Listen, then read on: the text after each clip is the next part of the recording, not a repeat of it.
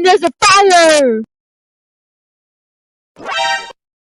Yep, that's me. Now you might be wondering what got me in this situation to begin with. So it all started when... Oh my god, I'm so excited to go on a 2-day school trip! Yeah, me too!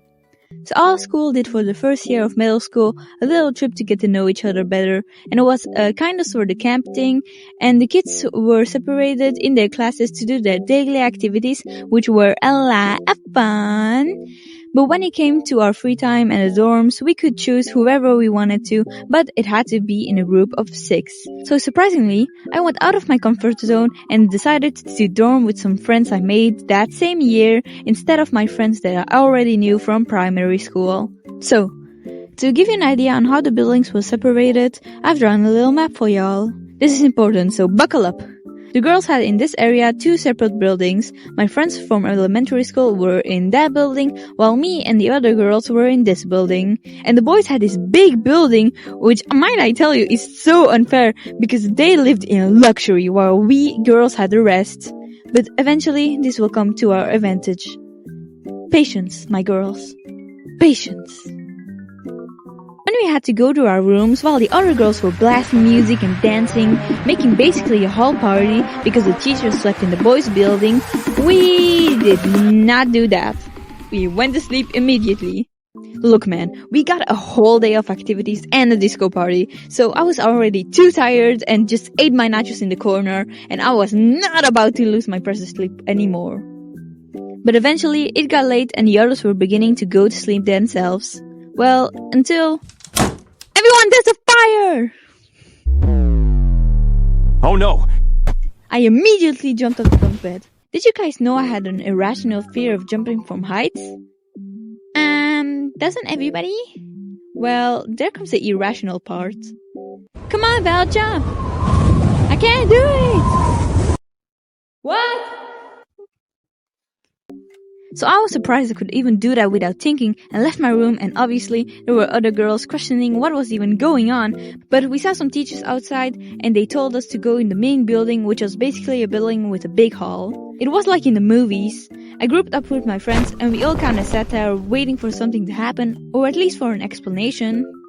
Mind you, it was like 2 in the morning, and we saw some kids crying, others with their blankets, because they were probably only in their underwear, and others, mostly boys, who just had their shorts on. I was lucky because I was in my pajamas and with my slippers, but I did get a bit emotional when I saw the other kids crying. Eventually, we were all told there was no fire, kinda, and we could all go back to our rooms. I found it funny because when we got back, I was kinda joking about the whole thing, because I think nobody could sleep after that. Guys, if this happens again, don't forget about me, okay? It would be so funny if it was a real fire. Shut up, that won't happen. Yeah, but what if it did? I don't know, I thought it was funny. Eventually, it didn't happen again, and the next day at breakfast, we were finally getting our explanation. Of course, there were still already some rumors about who did it and why, or what happened. Everyone quiet down. So of course everyone wants to know what happened last night. Hey, don't worry, Cheech, I got this, let me tell you.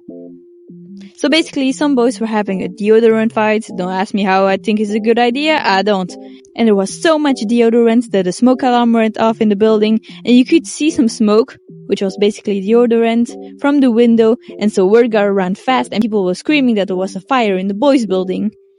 It wasn't even in our building. When you scream, "There's a fire!" you don't think people will believe that there was a fire inside of the building you're in? I don't get it. So eventually, no, there was no fire, sorry for the bait, but it was an interesting experience that I'll never forget. Well, what do we have here? A viewer. Thank you so much for watching my video. The last one kind of flopped, so I hope this one doesn't.